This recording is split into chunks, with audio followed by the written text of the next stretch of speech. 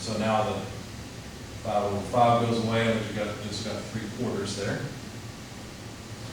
Now we'll have 25 over 8. And I guess all I really need to do is get p by itself, don't I? Okay, so negative p minus p, so that's negative 2p equals, I'll take this term to the other side. Let me copy this first. So that's the negative 2p. Copy this first. Let's see, let's bring out negative m ab times 25 over 8 times 12. I don't want to do that yet. That's this term, that's that piece. This term I'm going to pull to the other side. Negative times negative is positive. So it's positive on the left, when I pull it to the right, it'll be negative. So minus 1/2 m ab takes care of that term. And then I have 3/4 of both of these. So I'll have 3/4 of mg, pull it to the other side, it'll be negative. Negative 3/4 mg, there it is. Takes care of that term. And then 3/4 of 3/8 of MAB pulled to the other side would also be negative. So minus, let's see, 3/4, we'll just write it that way, 3/4 of 3/8 MAB. That takes care of that. Okay. Hopefully I've not made a mistake along the way. I need to divide through by negative 2, and then I can write P equals, let's see, negative times negative is positive MAB. Notice I can factor, well, almost, I'll do that in a minute. I was thinking I could factor out MAB, but I can't from there, so we'll take care of that in a minute. So I'm dividing by negative 2, the negatives cancel, divide by 2, and that would be the same thing as 25 over, well, 16 times 12. So I've got a 2 in the denominator, so 2 times 8 is 16. And then plus, because I'm dividing by negative 2, 1/4 MAB. Divide by negative 2, so plus, let's see, 3/8 mg. Divide by negative 2, plus 3 times 3 is 9. Let's just do that. Dividing by 2, 8 times, well, 2 times 4 times 8 would be the same thing as 2 times 4 is 8. 8 times 8 is 64. MAB. And so really all we have is a lot of fractions to put together. So what we have is MAB times 25 over 16 times 12 plus 1/4 plus 9/64. I've already written MAB plus 3/8 mg.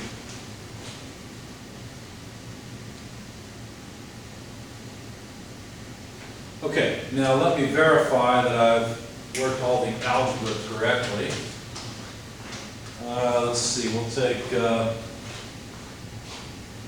calculator, clear it out. 25 over 16 over 12, that's this term, plus 1/4, is this term, plus 9/64. And then if I take 1 over that, how do I do that in this calculator? The power of quantity negative 1. Should work. It didn't like that. Let's see, how do I get my answer back? Second answer. Oh.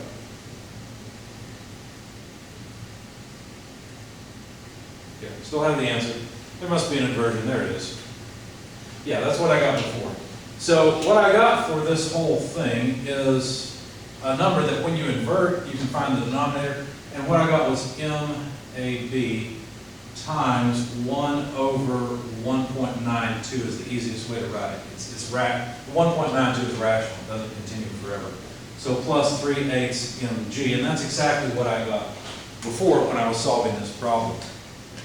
So now all we have to do is plug in numbers. As a matter of fact, we don't need any of these sum of moment, sum of force equations anymore.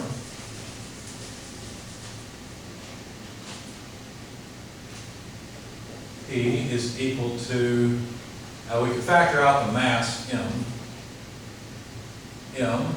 times AB over 1.92 plus 3/8 of G. So the mass was given as 15 pounds mass. Obviously, I want force out of this, so I'm going to just go ahead and throw in G sub C. 1 pound force is 32.2 pound mass feet per second squared. And now AB, the acceleration at point B, is 9 feet per second squared divided by 1.92 plus 3/8 of G. G is 32.2 feet per second squared. Okay, so we got feet per second squared, which cancels with feet per second squared, pounds mass cancel. We end up with pounds force as we had hoped. When I did this, I got about 7.8086 pounds force. So that's the amount of force P required to cause this acceleration, 9 feet per second squared at point P. We also wanted to find T, right?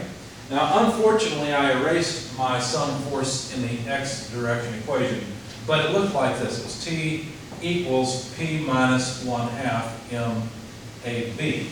So if I plug in 7.8086 pounds force, and then subtract off 15 pound mass,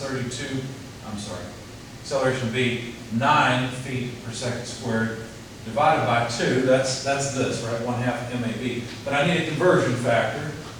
I need 32.2 pound mass foot per second squared per pound force. The pound mass go away, the feet per second squared go away. I'm left with pounds force plus pounds force.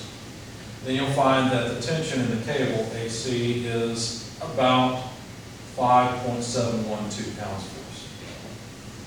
So we found the tension in the cable that would result from this force being applied, and these would be what are required, what would result when we accelerate point B at 9 feet per second squared.